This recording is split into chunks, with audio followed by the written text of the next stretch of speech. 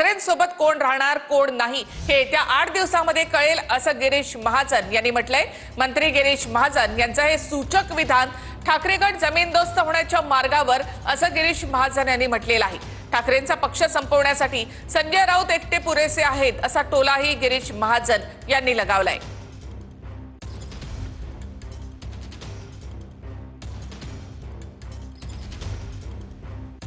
Saibaba heart इन्स्टिट्यूटचं उद्घाटन आहे आणि त्या उद्घाटनाच्या निमित्ताने माननीय मुख्यमंत्री या ठिकाणी आले होते आणि मी त्यांच्याकडे कालपासून वेळ मागितलेली होती की मला एक 5 मिनिटाची वेळ मिळावी। त्यांनी आज सकाळी मला वेळ दिली आणि त्या वेळेनुसार मी या ठिकाणी निवेदन देण्यासाठी आलेलो आहे।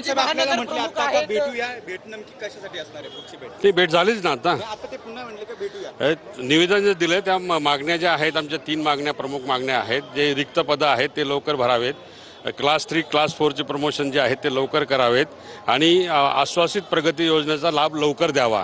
या 3 मागण्या प्रमुख मागण्या होत्या त्या मुख्यमंत्री साहेबांकडे दिलेल्या आहेत। उद्धव बाळासाहेब ठाकरे गट आहे, हा गट मला वाटतं आता जमीनदोस्त देशद्रोह होण्याच्या मार्गावर आहे। नाशिकला आता ते संघटनात्मक गोष्टींवर चर्चा करून गेले। त्यांच्याकडे तर तुम्ही बघा या 8 दिवसामध्ये कोण राहील कोण राहणार नाही म्हणून। ह्या माणसाच्या बडबडीमुळे च्या वागण्यामुळे सगळे लोक परेशान आहेत। मला वाटतं स्वतः उद्धवजी परेशान असतील, पण ते आउट ऑफ कंट्रोल झालेलं आहे, आउट ऑफ कंट्रोल झालेलं आहे काम यांचं। आणि म्हणून अशा या बडबडीमुळे हा सगळा पक्ष आता म्हणजे मी सांगू शकत नाही, मला शब्द नाही त्यांच्याबद्दल, पण हा पक्ष संपवण्यासाठी मला असं वाटतं की संजय राऊत पुरेसे आहेत।